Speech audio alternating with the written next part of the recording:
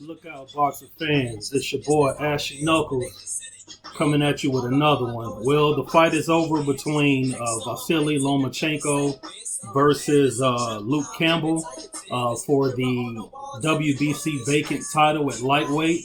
Lomachenko would win the fight with two scores of 119 and 108 and one score of 118, 109. I think these scores are absolutely ridiculous. I had the fight score 116, 112. I scored it all the way through. I thought it was a great fight, a lot of back and forth action. Campbell, you could see he looked strong. He looked like he was in shape. He came to fight. There was two southpaws in there. They began the fight sizing each other up with Campbell trying to establish distant, using his natural dimensions over the smaller fighter. He was throwing jabs, he threw punches to the body, and you could see Lomachenko as he circled the ring in a fight that he's not used to fighting. He's used to fighting against righties. And when it's two southpaws in the ring, that is a style clash. That's almost as bad as a righty versus a lefty. The two southpaws are usually not used to seeing each other because southpaws just don't grow on trees. You don't just go in the gym and you just see southpaws everywhere. It's not like that. But the great fighter that he is, he sat back. He tried to decode what Campbell was doing. He threw a lot of feints, a lot of head movement, a lot of flinches and stuff like that, trying to see what Campbell would bite on. And once he saw what Campbell would bite on, that's when he knew how to mount his attack, close in on the distance, get his shot off to the head and body, and score points and rack up rounds.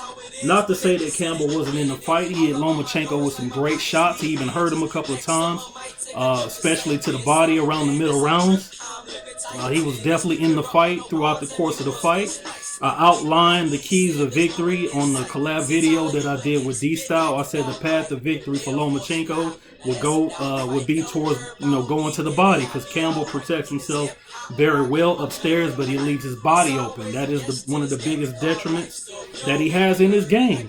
Offensively, he does very well. He's a good boxer puncher. He uses the whole ring. He's very well seasoned. I mean, a lot of people just wrote him completely off. As soon as his name got signed on the contract and they saw his name as a part of the promotion, they just thought he was food.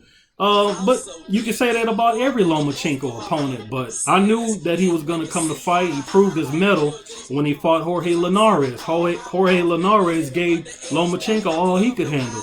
Lomachenko still won the fight. Well, he's a great fighter. Great fighters adjust and adapt, and they find a way to win the fight. So he's no different. You know what I'm saying? Lomachenko does a lot of very good things well. No need to outline them. It's been rehashed 18,000 times. All you got to do is press replay on one of Ashley Knuckles' old videos. We already know what he does very well.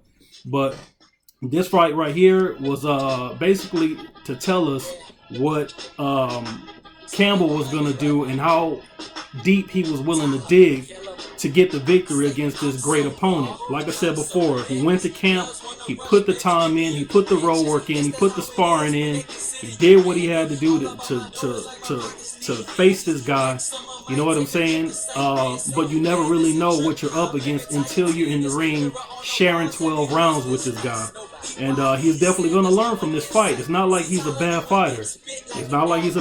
But Lomachenko represented the most significant step up in class, way more significant than Jorge Linares. But that's the thing.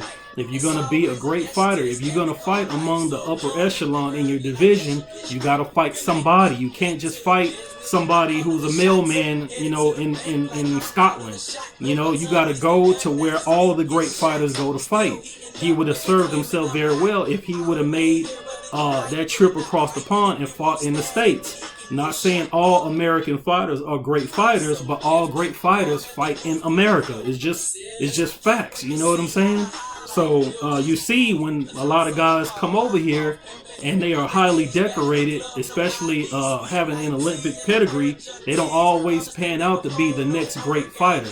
Amir Khan, I believe he was a silver medalist. He may have been a gold medalist, I forget. And he was very successful early in his career, but he ran into a lot of trouble as he continued to fight great fighters. And now he's just trying to hang on to the attributes that he brings to the sport of boxing, which is his reach, his height, and his speed.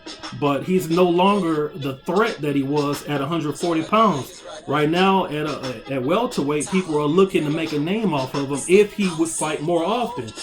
His last fight was against Billy Dibb, which is a career featherweight or super bantamweight, around the lower weights. You know, Amir Khan shouldn't even share the ring with this guy, you know.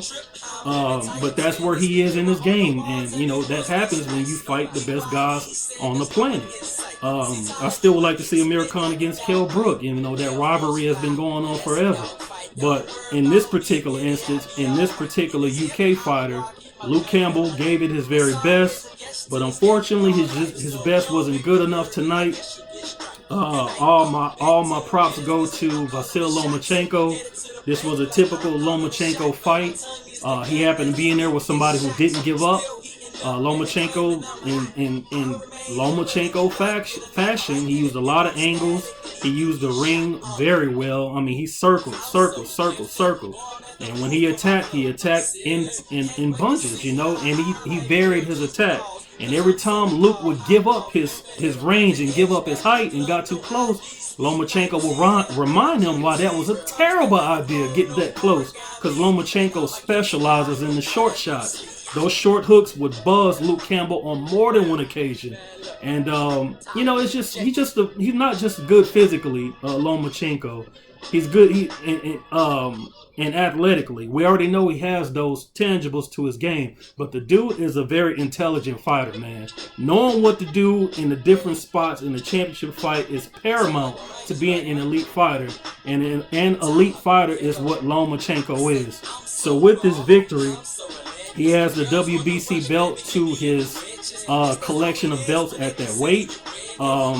As of right now, there's, I think, like only one belt left to gain, and we will see if that particular fight can take place with the WBO champion on Lomachenko's route to becoming the first undisputed lightweight champion since the great and late Pernell Whitaker. Like I said, it was a great fight. Lomachenko moves to 14-1. With 11 knockouts, if I'm not mistaken. You know, I'm not looking at the internet or anything like that. But his quest of being pound for pound #1, we're going to have to pump our brakes on that. Because a win over Luke Campbell, even though it represents a good win, to notch a W in the win column against this particular fighter, it doesn't move you up the ladder in terms of ranking yourself amongst the very best upon the planet. There's nothing that the other guys who are above Lomachenko did to go down a notch. But give it to the end of the year. If the top guys in the pound for pound rankings do not continue to fight the upper echelon, you know how it is in this game. You lose your spot. You know, what have you done and what have you done lately? Most importantly, what have you done lately? And what Lomachenko has just done is added on another title at the 135-pound weight class. Now, I touched on this a minute ago. There's no reason why he should have been fighting for this title at this weight anyway. He's a unified champion. He was not ranked in the WBC. Luke Campbell was ranked #1, but Luke Campbell should have been fighting Devin Haney for that title. There's no way Lomachenko should have been fighting for a vacant title when he's already a unified champion. But that's what happens when you have that big promotional push and you got that big network push. The sanctioning bodies start kind of leaning in your direction and going against what they would normally approve in terms of the fights that they sanction, especially the fights that they sanction for a world title. But that's neither here or there. We're gonna count it as if, you know, it were so, as if he earned the right to fight for that title. You know what I'm saying? But it is what it is, man. It's a sport of boxing, and it's been shit, you know, corrupt stuff going on in the sport of boxing since the history of the sport. It's no difference this time around. I would have preferred if Lomachenko would have knocked down a champion to win that title. I mean, I think they should have at least let Devin Haney and Luke Campbell sort that out for that title. but it didn't go down that way. Even though Devin Haney was on Twitter cheering for Luke Campbell, I think he wanted that smoke for him for that title, because rightfully so, he should have been fighting for that title, but it is what it is. As it stands, great win by Vasily Lomachenko, still one of the top pound-for-pound fighters in the world, but at least on MandatoryDefense.com, he is not pound-for-pound number one. We don't have him ranked that high, but he is in the top 5, I believe. He's in the top 5 without question. As he continues his ascent to the top. If he continues upon his path, you have no choice but to put him there. But as of right now, it's no bueno. But that's all I got for y'all, man. Thank y'all for tapping in with your boy Ashy Knuckles. Whenever you get a chance, slide by MandatoryDefense.com for the latest updates in boxing. Hit that like button, hit that bell icon. Whenever I decide to go live, you'll be right there in on the thing, man. But it's your boy Ashy Knuckles, man. Big shout out to the LDBC and anybody that fucks with Ashy Knuckles boxing, man. A big salute to all y'all. I'm out this thing. If you like the content that you heard in the video, subscribe to the channel. Hit the like button and the bell icon so you can receive notifications whenever there's a new video or whenever Ashy Knuckles decides to go live. Also, go by MandatoryDefense.com where the ring sorts out the facts for the latest news and updates and views in the sport of boxing. Also, go by Facebook.com/Come Out Fighting and like the page. You can also catch up with your boy Ashy Knuckles on Twitter at A Puncher's Chance. And if you want to donate to the channel and to the website and in general to the cause, look in the description box below. You can catch me at PayPal me at Ashy Knuckles Boxing. That's all I got for you. I appreciate y'all for stopping in. It's your boy Ashy Knuckles, and that's all I got for you. Peace.